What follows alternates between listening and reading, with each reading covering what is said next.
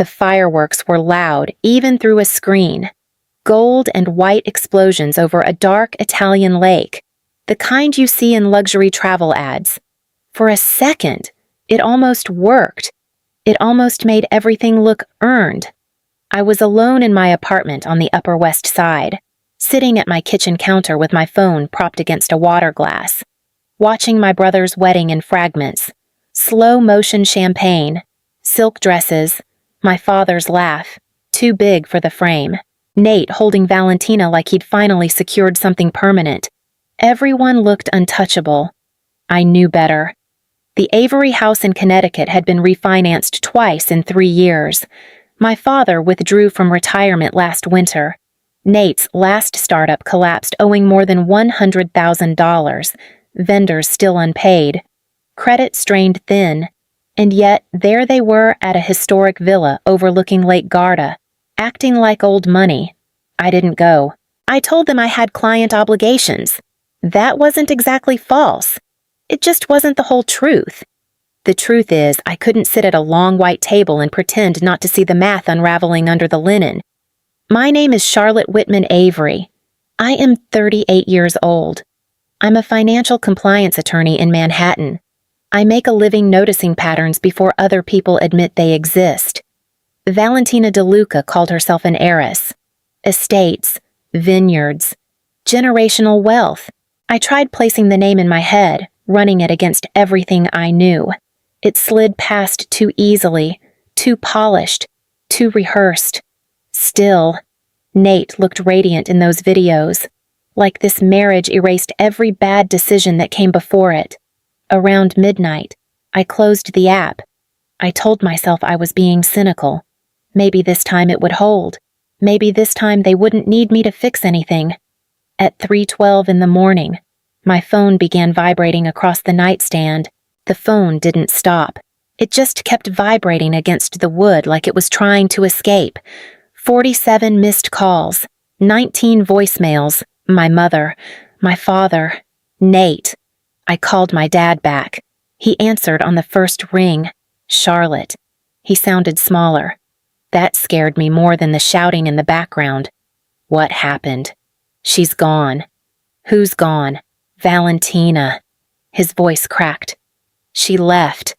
Left. I sat up in bed. Left how she took the cash gifts. The jewelry. Nate transferred her crypto before the ceremony. It's all gone. How much? A little over 110,000 euros. Maybe more. I closed my eyes. Did you call the police? They're here.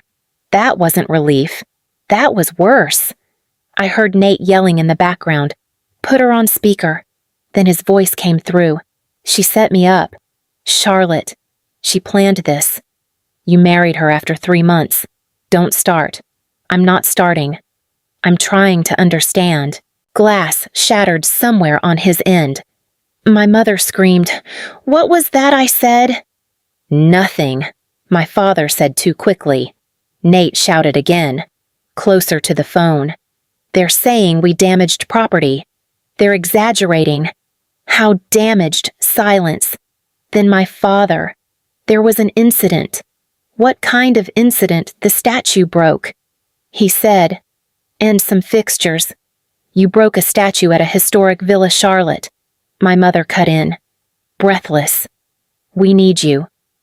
That word again. Need. Sirens rose in the background. Someone speaking rapid Italian. My father's voice dropped to a whisper. They've taken our passports. They've taken our passports, my father said again, like if he repeated it enough the situation would shrink. Why I asked? My voice was steady, which scared me a little, because of the damage. He said, the estate owner filed a formal complaint. Nate grabbed the phone. I could hear him breathing hard. It wasn't like that. What was it like? She made a fool of me, he said, in front of 200 guests. She disappeared. People were staring. And so you broke something. I didn't break it. He shot back. It cracked.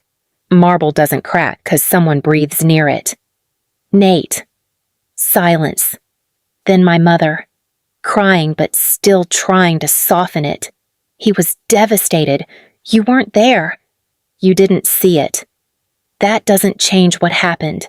A different voice came on the line. Controlled. Formal. Signora Avery. Yes. This is Captain Luca Benedetti, Carabinieri. My father must have handed him the phone without asking. Your family is being held for questioning regarding significant property damage at Villa Cerbaloni. Significant how I asked.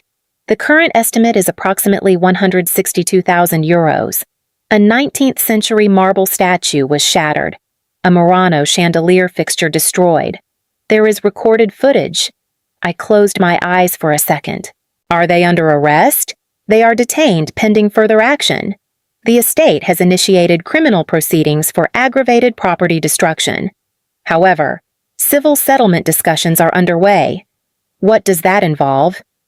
A defense attorney in Florence has requested a retainer of 55,000 euros within 24 hours. If no counsel is retained, the matter proceeds formally. Behind him, Nate shouted, "Tell her they're inflating it." It wasn't worth that much. The captain continued as if he hadn't spoken. If charges proceed, transfer to Florence is likely. Transfer. My mother came back on, voice breaking. Charlotte, please. We just need you to help this once. Just this once. That phrase again, like it hadn't been said 100 times before. Charlotte, my father said, lowering his voice like we were negotiating a business deal. We don't have access to that kind of liquidity right now. You booked a villa on Lake Garda, I said. You hosted a 4-day wedding. That was different. How silence. Then my mother, softer. You know how. Your brother can't qualify for large lines of credit. You've always been the stable one. There it was. The script. I'm not wiring 55,000 euros at 3 a.m. Then when Nate snapped, you want me sitting in an Italian jail cell. You broke a statue. Nate. She ruined me first. You married her after 3 months. Don't do that, he said. Don't talk to me like I'm stupid. I'm talking to you like you're responsible. My father cut in. This isn't about right and wrong. It's about fixing it. Fixing it. You've always helped before. My mother said, when the startup failed, when the refinance fell through, when Nate needed time, I felt my jaw tighten. That was different. How my father echoed my own word back at me. You paid me back. Eventually, he said. Nate's voice dropped, almost pleading. If this goes forward, Charlotte, my name is in the press. Yours too. It's the Avery name. So now it was reputation. My mother whispered, you're the strong one. He's fragile. Fragile men don't smash marble statues. Wire it, my father said. Just call your bank. Authorize it. Just call your bank. Why did that line make my skin crawl? Just call your bank, my father said again, slower this time. Not panicked. Intentional. That was the moment something shifted. Not wire the money. Not transfer funds. Call your bank. I pulled the phone away and opened my laptop. My hands didn't shake. That bothered me more than if they had. Charlotte, my mother said, are you doing it? I'm checking something. Now Nate snapped. This isn't the time to play detective. I logged into my credit monitoring account. Red banner. New credit account opened. 11 weeks ago. International affiliate branch. Approved for $74,500. Primary borrower Charlotte Whitman. Avery. The air left my lungs slowly. Dad, I said, putting the call on speaker. Which bank secured the villa? What does that matter right now? He said too quickly. It matters. Answer me. There was a pause. Then, an affiliate in Milan. I opened the file attached to the alert. Rental agreement for Villa Cerbaloni. Renter of record Charlotte W. Avery. I clicked the signature page. There was my name. Looping. Familiar. Wrong. Supporting documents included a scan of my passport. an old utility statement from my apartment, an electronic authorization. IP address listed Avery Residence, Connecticut. You opened a credit facility in my name. Silence. Charlotte. My mother began, her voice unsteady now. We can explain. You used my social security number. We were going to pay it back. My father said. His voice had changed, less frantic, more composed. After the wedding gifts cleared, you forged my signature. You've always maintained exceptional credit, he continued, like he was presenting an argument. Nate couldn't qualify. We didn't have another option. You committed identity theft. Don't escalate this, he said sharply.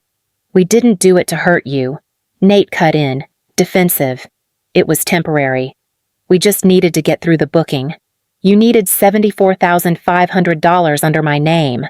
For the family, my mother said. I stared at the lease again. For the family, I repeated. You weren't even there, Nate added. You refused to support me. So you decided to sign for me. We trusted you, my father said. We knew you'd understand once you saw the bigger picture. I see it clearly. Charlotte. His voice hardened. If the complaint proceeds, your name is on that contract. The authorities will see you as legally responsible for the property. There it was, not fear. Strategy. My mother whispered, You don't have a choice. I looked at the red banner glowing on my screen. They believed I would protect my reputation at any cost. They believed I would absorb this. They believed I would stay predictable. Put Captain Benedetti back on the phone. I could hear them arguing before anyone came back on the line, my mother whispering, Don't let her talk to them. My father saying, Just give me the phone. For a second, I almost felt guilty. Almost. Charlotte, my mother said finally, breath shaky. Slow down. Think about what you're doing. I am thinking. You're about to ruin your brother's life. I let that sit there. No, I said. You did that. That's cruel, she snapped. He made a mistake. A mistake is forgetting a password. I said, not opening a credit facility under someone else's name. You're exaggerating. Nate cut in. We were going to pay it off. With what wedding gifts? Investments. Something. I closed my eyes for a second, and the pattern lined up like it always does. When his tech startup collapsed and he owed more than $100,000 to vendors. Who wired payroll so they wouldn't sue? I did. When he defaulted on his student loans and couldn't refinance because his credit score was wrecked. Who co-signed? I did. When he went to rehab for 30 days and insurance had a delay. Who covered the balance? Me. Every time. My mother would say the same line. You're the strong one. And every time, I wore that like a badge. You helped before. My father said now. Careful. Almost reasonable. This is no different. It's completely different. How Nate demanded. You stole my identity. It wasn't stealing. He shot back. It was temporary. You used my social security number. You forged my signature. You opened $74,500 of unsecured credit in my name. Silence. Then my mother, softer, almost pleading. If this complaint proceeds, Charlotte, your name is still on that lease. So is yours on the surveillance footage, I said evenly. That landed. For a moment, nobody spoke. I could hear my own breathing in my quiet apartment. My father tried one last time. You're making this worse. No, I wasn't. I was just refusing to make it disappear. And for the first time, they had to face something without me standing in front of it. There was a pause. Then my father said, tight. Why put Captain Benedetti back on the phone? Charlotte. My mother hissed. Don't. Now. More shuffling. A door closing. Distant voices in Italian.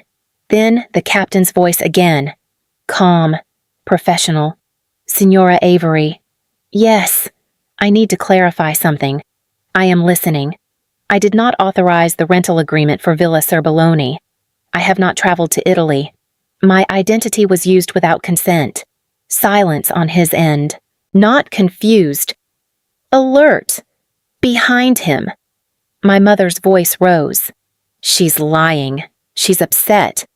I am reporting identity theft. I continued.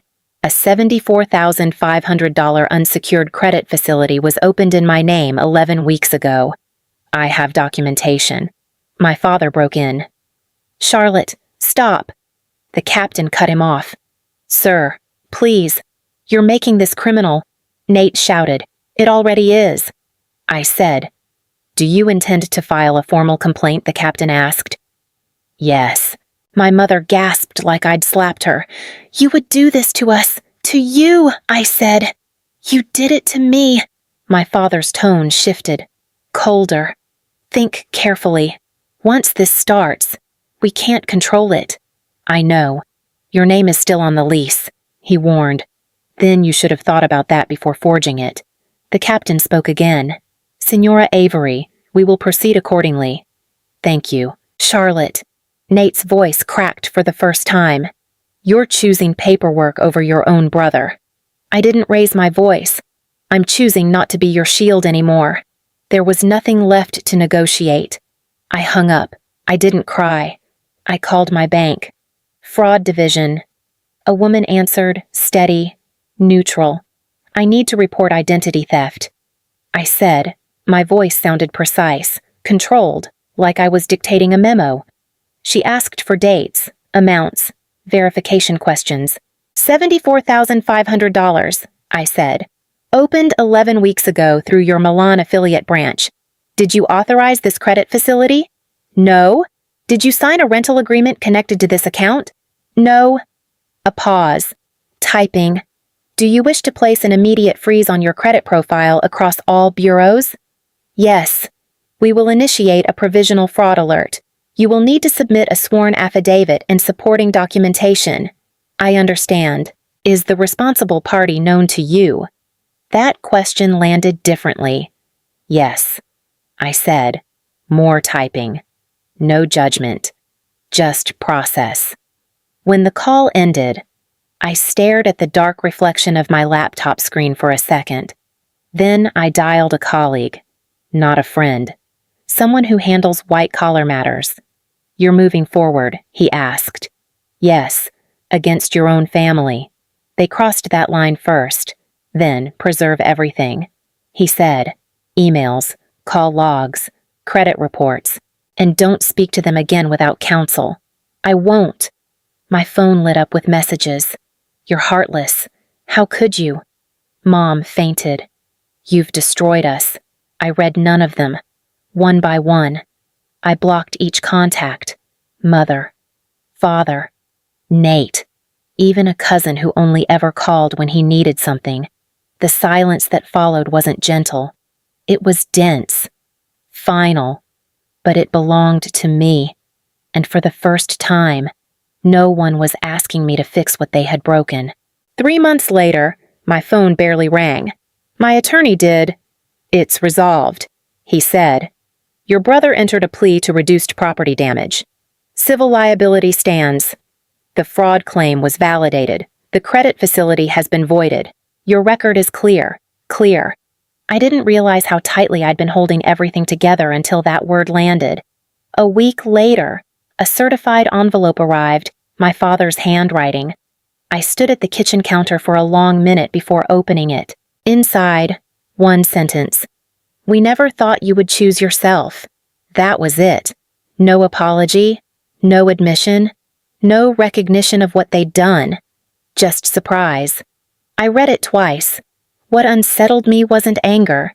It was the assumption underneath it, as if choosing myself had been some kind of betrayal, as if my role had always been fixed. I didn't call him. Protecting yourself doesn't feel dramatic. There's no music swelling in the background. It feels administrative, quiet, like signing paperwork and watching a door close without slamming it. People may say I chose money over blood, that I escalated it, that I could have handled it privately, but this was never about money.